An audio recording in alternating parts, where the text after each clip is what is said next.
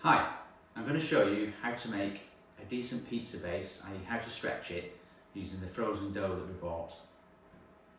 So what you'll see here is I've got the dough and I've defrosted it for perhaps about 6-7 hours, something like that.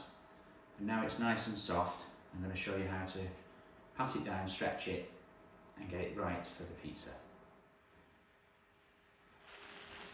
So we'll get the dough. It might be a little bit sticky, so I always just put a bit of flour on it. This is just normal home fried flour. You should really use the Italian stuff to make it a little bit better. What you do, you just literally tap it down.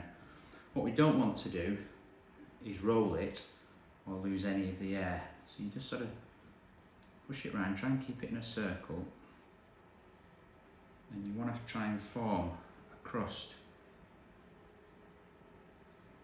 So as you get it, pat it down, you're pushing the air out to the ends, out to the edges, and you can see we'll have a raised bit at the end, which is going to be where the crust is.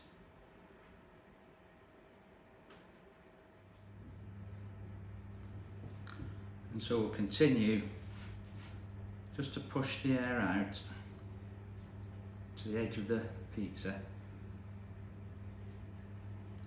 And it's getting a bit like a little mini pizza base now, because you've got a thicker crust, you've got quite a dent in the middle. The next step really is going to stretch it out now with your fingers, so get it to a decent size. So you can see it's quite nice and compressed. You can see it's only that size at the moment, it's not massive. So this is the next bit, which is fun. So the next step is to try and make it a little bit bigger.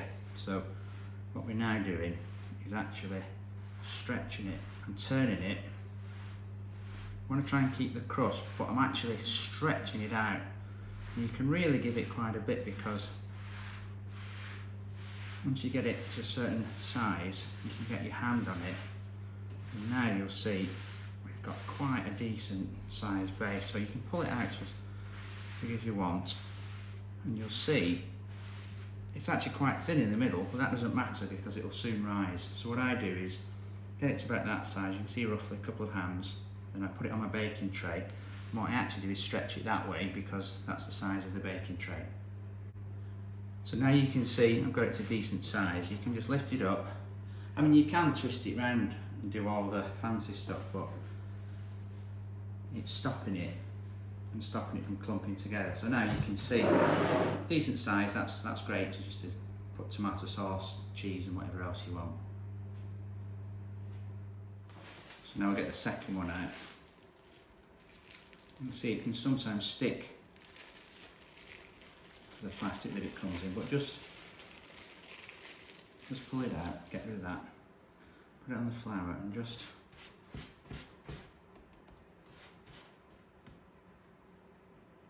as you say, just push it out.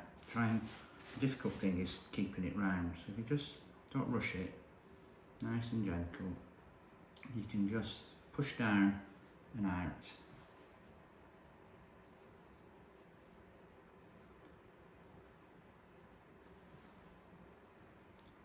Keeping it as round as possible.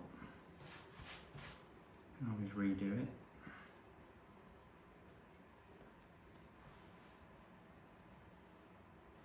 Then once you can get your fingers in, you can start to pull it, but try and keep it round. This is a difficult bit.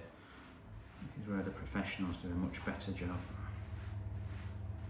Once you get it to a certain size, you can start to be a bit rougher with it and actually really pull it.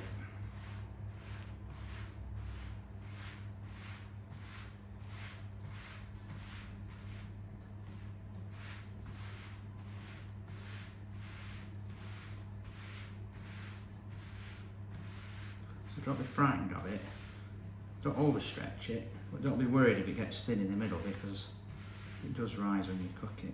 So again, you can see we've got a decent size, which we can stretch out. can put that now onto my baking tray. So this is the one I've prepared earlier. I pick it up by the edges, just put it on the tray, and then once it's on, you can just stretch it out, make sure it fits the size. Now we're ready to decorate it. So using the tomato paste, split it between the two pizzas.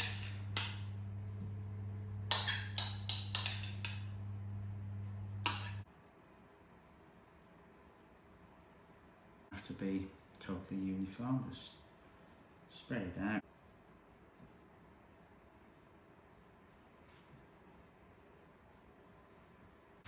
So normally freeze about 200 grams of the cheese together and then just split it between the two pizzas. A handful on one.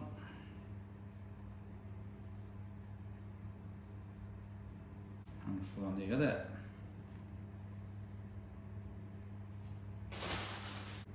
Press it down a little bit.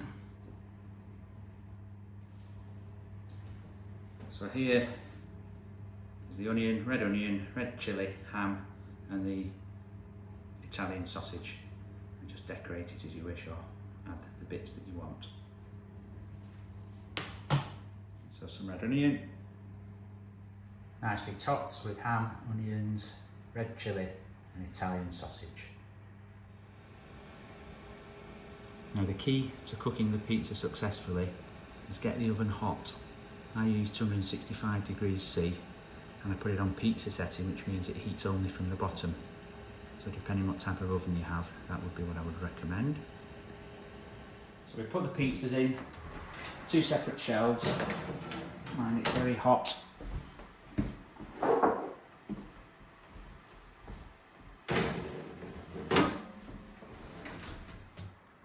And we want to do them for 8 minutes.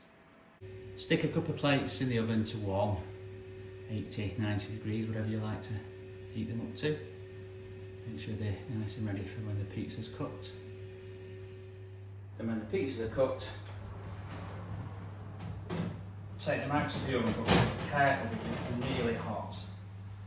And then you can just slide it onto a chopping board. Take the second one out.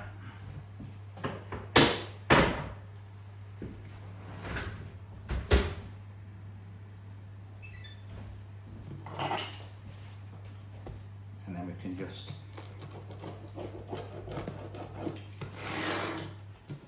slice it up with the pizza cutter.